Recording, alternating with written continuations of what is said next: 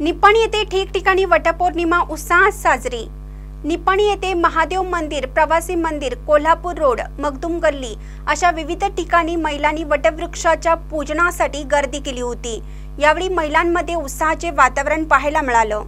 ज्येष्ठ पौर्णिमा हा दिवस वटपौर्णिमा म्हणून साजरा केला जातो। आज 21व्या शतकामध्ये सुहासिनी आपल्या पतीला उत्तम आरोग्य लाभावं तसंच दीर्घायुष्य प्राप्त व्हावं म्हणून उपवास करतात। वटपौर्णिमे दिवशी सुहासिनी महिला वडाच्या झाडाची पूजा करतात। सौभाग्याचे प्रतीक असलेले हळदी कुंकू आणि सौभाग्याचे अलंकार मानले गेलेले फणी, करंडा, काळी पोत व हिरव्या बांगड्या वटवृक्षाला अर्पण करतात। वडाच्या झाडाला 5 प्रदक्षिणा घालून सूत गुंडाळतात व मनोभावे त्याची पूजा करतात। तसेच या व्रताशी संबंधित सावित्रीचे स्मरण करतात। निपाणीमध्ये महादेव मंदिर, प्रवासी मंदिर, कोल्हापूर रोड, मगदुम गल्ली अशा विविध ठिकाणी महिलांनी वटवृक्षाच्या पूजनासाठी गर्दी केली होती। यावेळी महिलांमध्ये उत्साहाचं वातावरण पाहावयास मिळालं।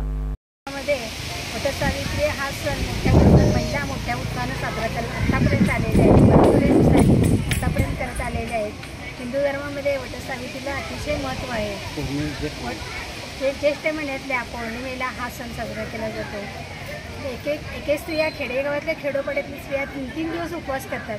आपण एक दिवस तरी उपवास करून आपल्या मुलांना, आपल्या नवऱ्याला दीर्घायुष्य लाभू दे यासाठी आतापर्यंत मी आता 68 वर्षाची आहे, तरी पण मी करत आली आहे। इथून पुढच्याही छान मुलींनी हा सण साजरा करावा व आपल्या नवऱ्याला, आपल्या पतीला, आपल्या मुलाबाळांना दीर्घायुष्य लाभू दे अशी वटाच्या झाडाकडे प्रार्थना करावी।